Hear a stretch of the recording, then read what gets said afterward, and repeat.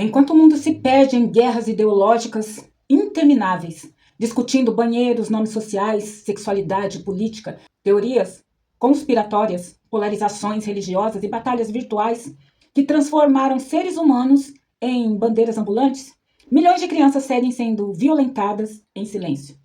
Segundo dados recentes do Disque 100, há apenas no Brasil centenas de milhares de denúncias envolvendo violência contra crianças. Adolescentes são registrados todos os dias.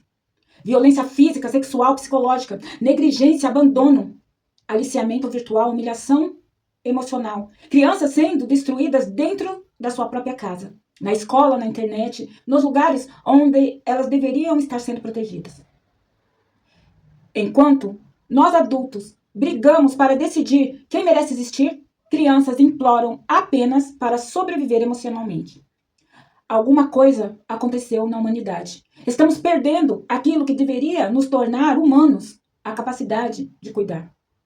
Nos preocupamos demais com aquilo que ameaça a nossa opinião e de menos com aquilo que destrói a vida de verdade. Porque violência infantil não é uma pauta ideológica, é uma tragédia humana. Ela mata por dentro, ela modifica o cérebro, o corpo, a autoestima, a percepção de amor. Ela cria adultos que passam a vida inteira tentando reconstruir partes de si que foram destruídas cedo demais. E no meio desse caos, existem crianças sendo esmagadas em duas direções diferentes. Algumas sofrem violências domésticas, abuso sexual, negligência e exposição brutal à internet. Outras estão sendo trituradas pelo preconceito, pela rejeição, pela humilhação pública e pelo ódio de adultos que parecem ter esquecido completamente como é ser criança. Porque nenhuma criança acorda de manhã pensando: nossa, hoje eu quero decepcionar os meus pais. Hoje eu quero ser odiada pela sociedade. Hoje é um bom dia para eu virar motivo de vergonha para minha família. Hoje eu quero carregar culpa por simplesmente existir.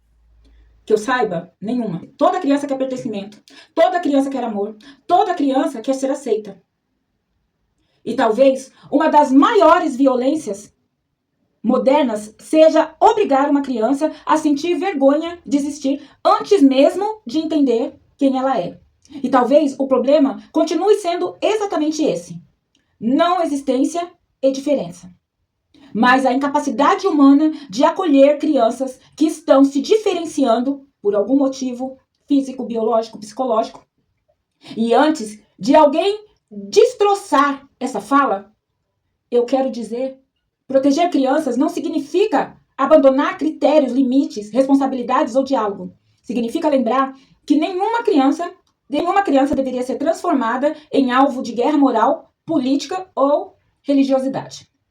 Porque quando uma sociedade escolhe atacar aqueles que não conseguem se defender, ela já perdeu sua própria humanidade. E mesmo para aqueles que dizem seguir Jesus, vale a pena lembrar: Cristo não caminhou ao lado dos perfeitos.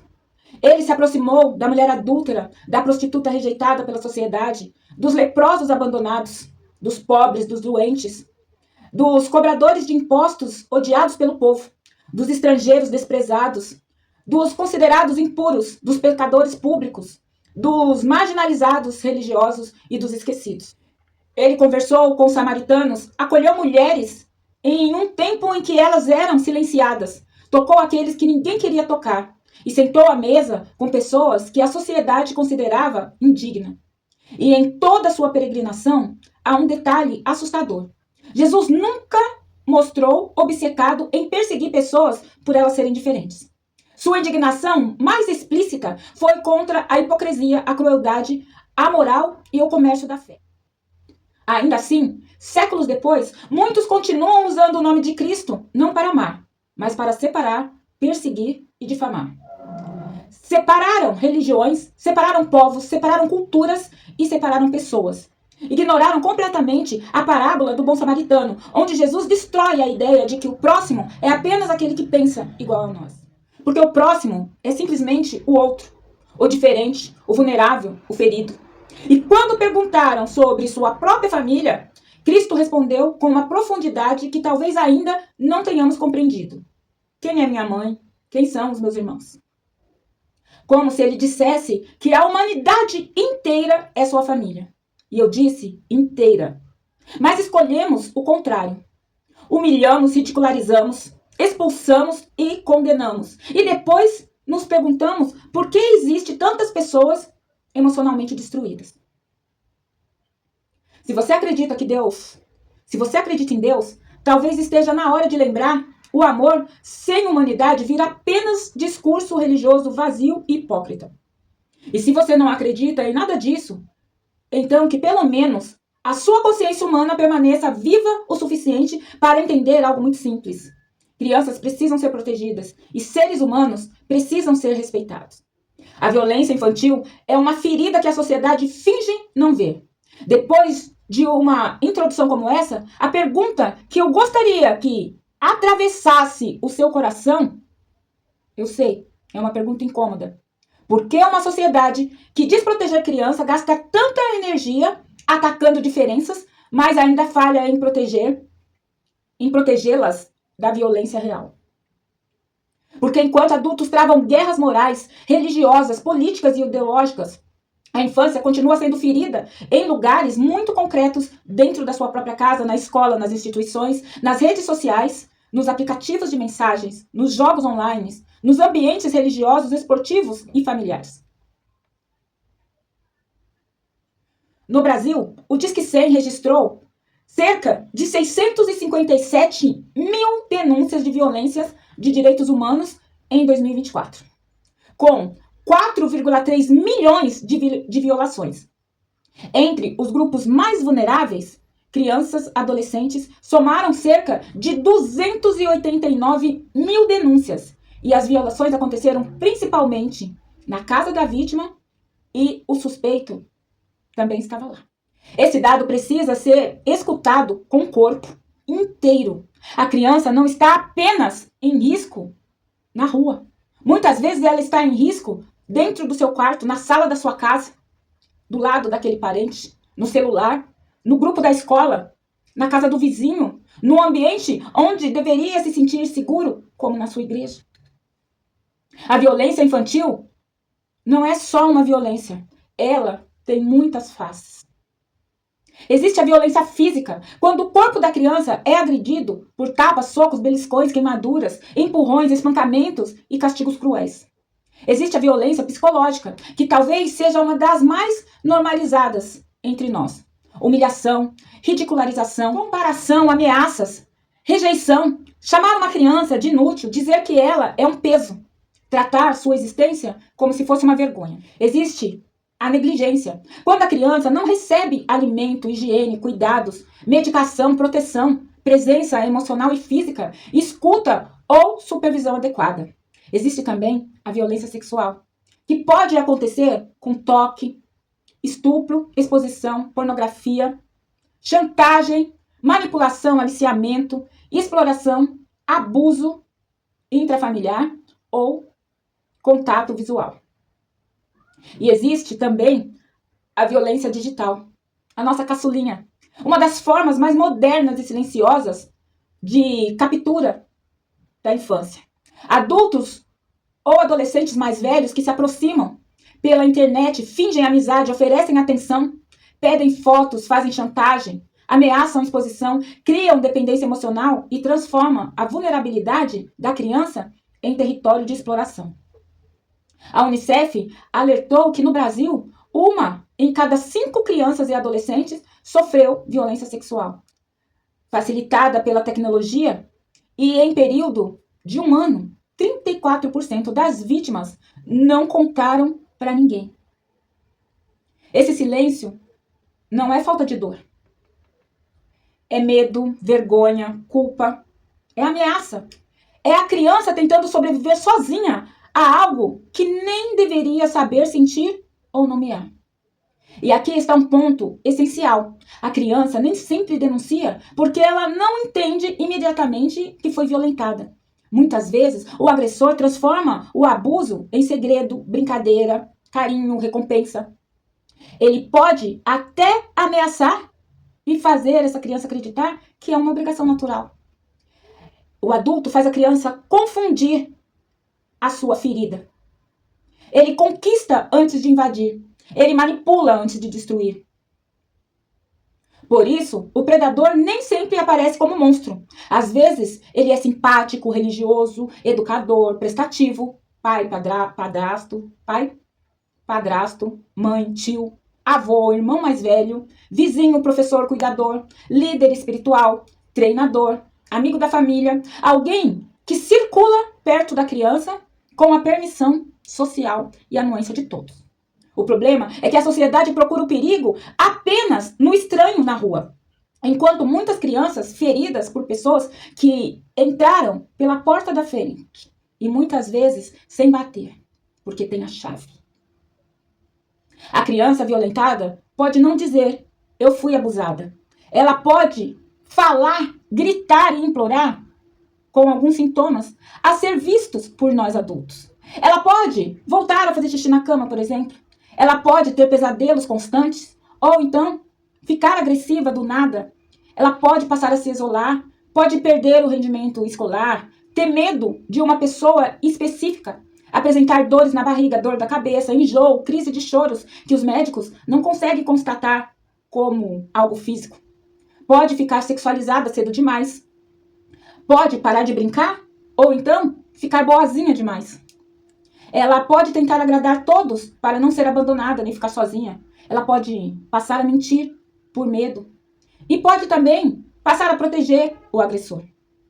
E pode parecer fria, desligada ou distante. E isso precisa ser compreendido com muita delicadeza. Nem toda criança traumatizada parece traumatizada. Algumas gritam, outras congelam. Algumas reagem com raiva, outras ficam em silêncio.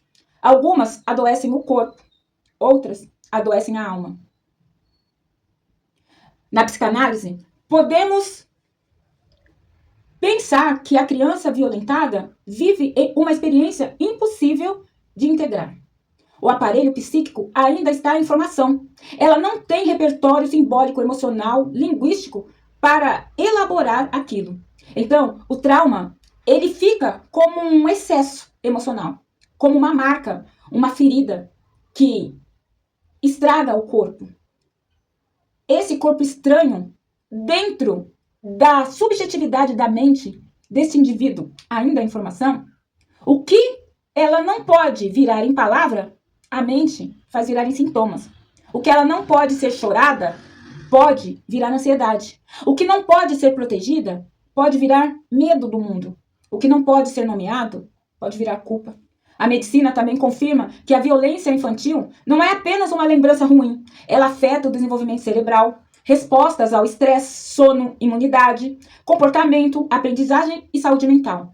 A OMS associa maus tratos na infância a depressão, ansiedade, TEPT, dificuldades escolares, uso de álcool e drogas precocemente, comportamentos de risco com consequências graves físicas e emocional a longo prazo.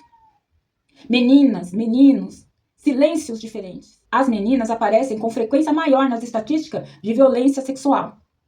Elas são atravessadas por controle do corpo, abusos intrafamiliar, assédio, exploração, gravidez decorrente de violência e erotização precoce e coerção emocional. Os meninos, por sua vez, também sofrem violência sexual, física, psicológica, negligência, mas muitas vezes denunciam menos.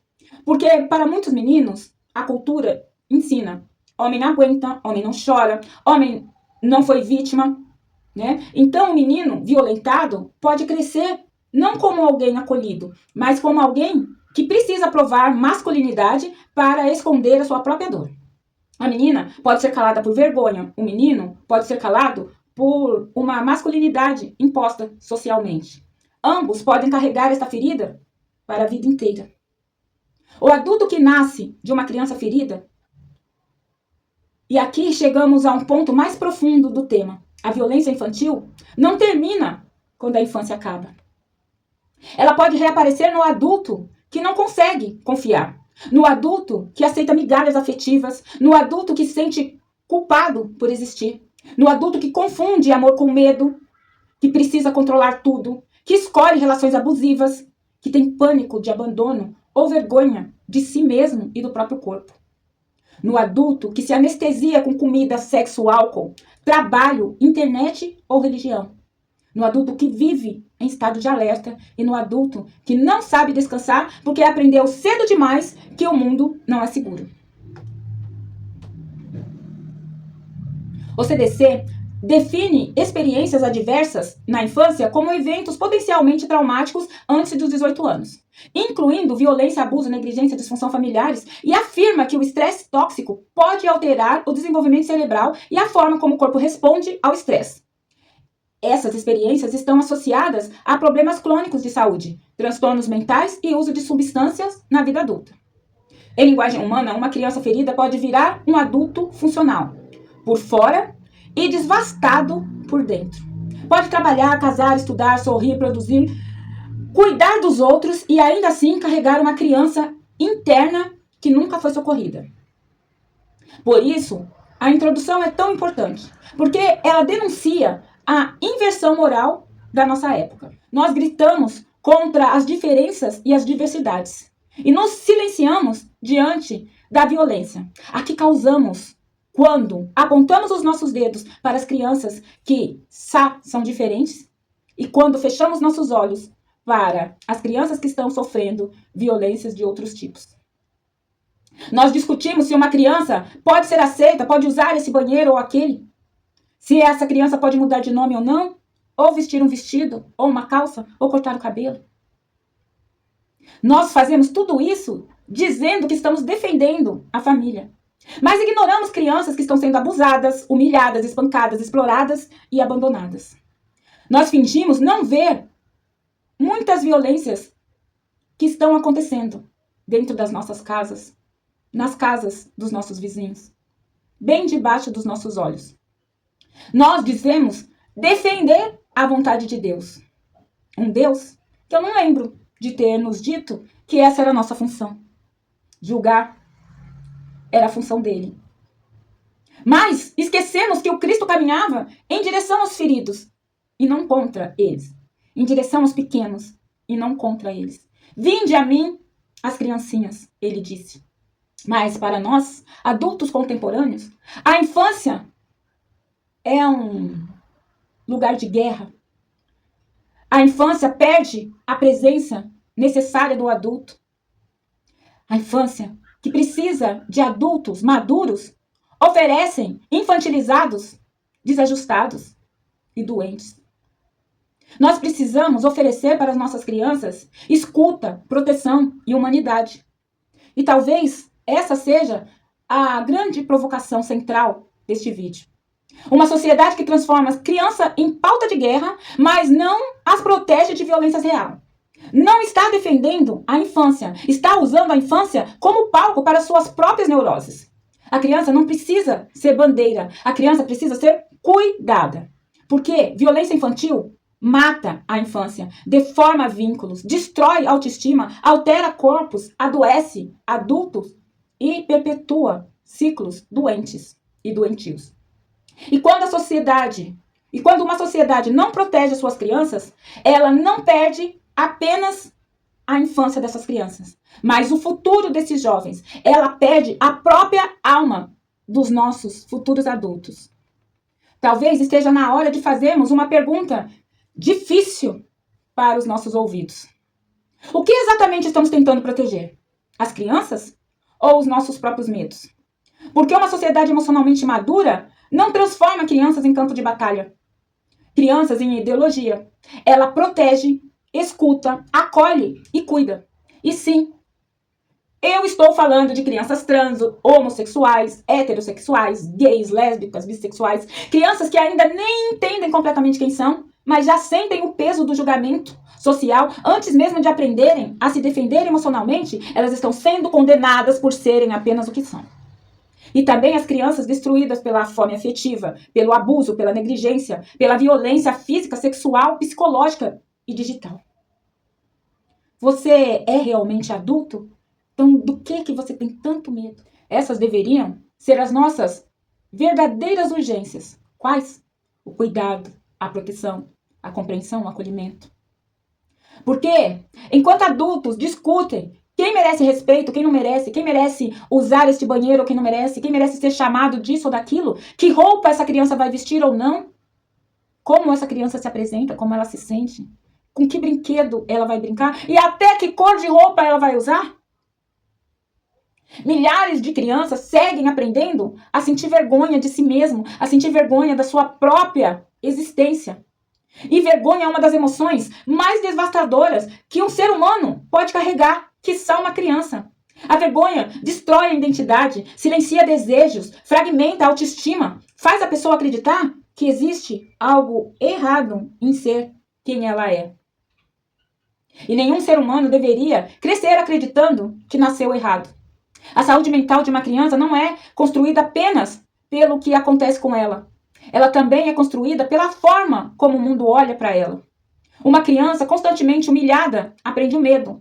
Uma criança rejeitada aprende inadequação. Uma criança atacada aprende que existir pode ser perigoso. Uma criança acolhida aprende humanidade. E nos faltam adultos com humanidade. Será que você, que nunca pensou dessa forma, não foi alguém que sofreu algum tipo de violência ontem? E é isso que você espera para o futuro? Talvez por isso existem tantos adultos emocionalmente quebrados hoje, não é mesmo? Porque tivemos gerações inteiras ensinadas a esconder dor, identidade, sensibilidade, trauma e diferenças para sobreviver a uma sociedade ridícula que acha que todos nós somos robozinhos e recebemos, ali, como que eu posso dizer, corda para agir todos da mesma forma. Mas não. Proteger crianças não significa concordar com tudo. Claro que não. Proteger criança não significa abandonar o diálogo. Não significa responsabilidade ou reflexão. Significa apenas compreender um princípio básico da civilização. Nenhuma criança deveria ser alvo de ódio coletivo, principalmente dos adultos. Nenhuma. Porque uma criança não precisa de multidões tentando corrigi-la emocionalmente antes mesmo dela entender a sua própria existência. Ela precisa de proteção psicológica. Ela precisa de escuta, de acompanhamento responsável, de adultos equilibrados, de segurança emocional, de amor e não de humilhação. Nós precisamos urgentemente parar de gastar tanta energia perseguindo as diferenças e começar a usar essa força para combater aquilo que realmente destrói e está destruindo várias vidas. A violência infantil, o abuso, a negligência, a fome emocional, a crueldade disfarçada de educação, o preconceito travestido de moralidade, a intolerância que adoece silenciosamente gerações inteiras. Porque no fim, talvez a pergunta mais importante não seja que tipo de pessoa essa criança vai se tornar, e nem o que as pessoas que estão ao seu redor podem entender ou compreender, mas sim que tipo de sociedade nós estamos nos tornando quando escolhemos atacar crianças ao invés de protegê-las. Se existe alguma evolução espiritual, humana, psicológica ou civilizatória possível, ela começa aqui. Quando aprendemos que o valor de um ser humano não deveria depender de sua orientação sexual, sua identidade, sua religião, seu corpo, seu gênero ou qualquer que seja a sua diferença, mas da sua humanidade. E talvez cuidar da saúde mental da infância seja exatamente isso. Garantir que nenhuma criança precise sobreviver a um mundo hostil, a um mundo que antes mesmo dela ter a chance de descobrir quem é, já está quebrando, destruindo e desmoralizando a sua existência. Se você chegou até aqui, talvez tenha percebido que esse vídeo nunca foi apenas sobre política, religião, ideologia ou comportamento social. Foi sobre humanidade. Porque antes da gente levantar qualquer bandeira, crença ou opinião, existem crianças tentando sobreviver emocionalmente em um mundo que muitas vezes perdeu a mão na capacidade de acolher. E se esse conteúdo fez sentido para você, talvez esteja na hora de começarmos a conversar de forma mais madura, profunda, humana, sobre a saúde mental, traumas, comportamento, relações e consciência. Eu sou Keller Damasceno, psicanalista e analista corporal. E esse é o canal Corpo e Consciência. Um espaço criado para falar sobre aquilo que muita gente sente, mas que quase ninguém consegue colocar em palavras. Aqui, a psicanálise encontra a vida real. O comportamento humano é observado sem máscaras. E as emoções não são tratadas como fraqueza, mas como caminhos para compreensão, transformação e consciência. Se esse vídeo te tocou de alguma forma, deixe seu comentário. Compartilhe com alguém que precise ouvir isso. Curta o vídeo para que essa mensagem alcance muito mais pessoas. E se inscreva no canal Corpo e Consciência. Porque talvez a maior revolução da nossa geração não seja a tecnologia. Talvez seja reaprender a sentir, acolher, proteger uns aos outros. Em que momento você acredita que a sociedade começou a perder a sensibilidade diante da dor humana? Eu vou ler. Eu quero ler. E vou responder. Pois esta é uma dúvida que atinge de cheio a minha alma e o meu coração. Um beijo, um abraço de sempre, da Pisquel, e até a próxima. Teorias conspiratórias. Toda criança que ela pode virar palavra. Subjetar. A inadequação.